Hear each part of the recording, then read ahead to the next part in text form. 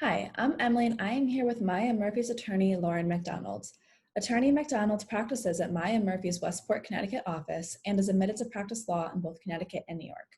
My question today for Attorney MacDonald is, my student was recently suspended or expelled in Connecticut.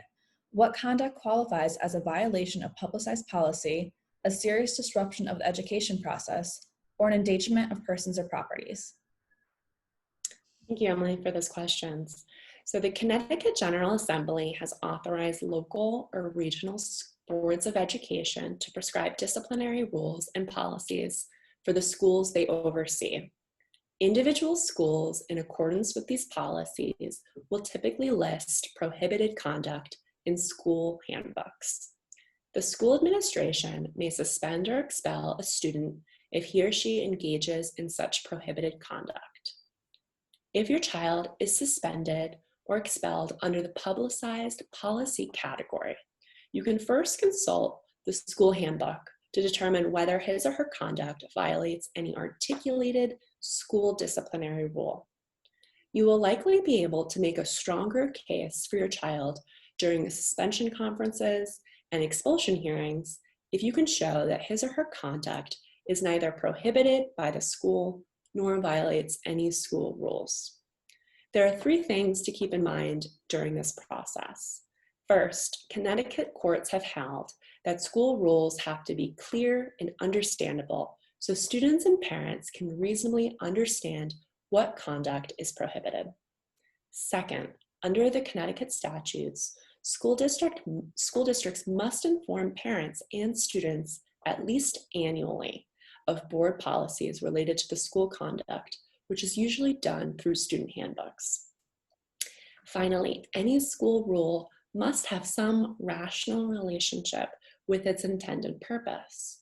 Please note that this is not a difficult standard for the board or the school to meet, since it does not have to show that the rule is the best approach, but only that there is some reasonable connection between the two. So what kind of behavior qualifies as a serious disruption of the educational process?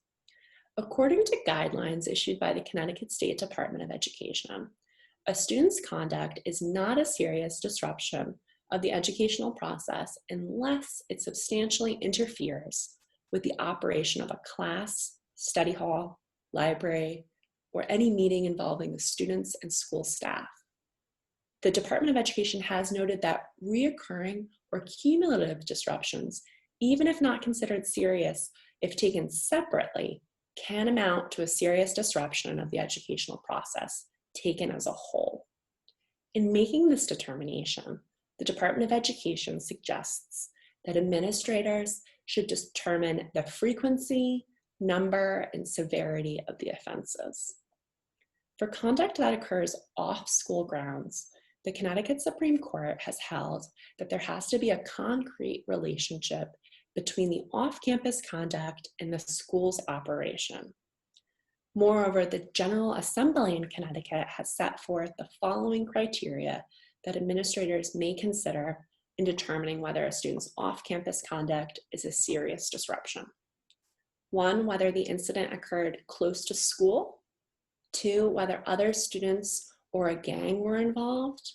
3, whether the conduct included violence, threats of violence, or unlawful use of a weapon, and whether there were any injuries. And 4, whether the conduct involved the use of alcohol. So I'm often asked what kind of behavior qualifies as an endangerment of persons or property.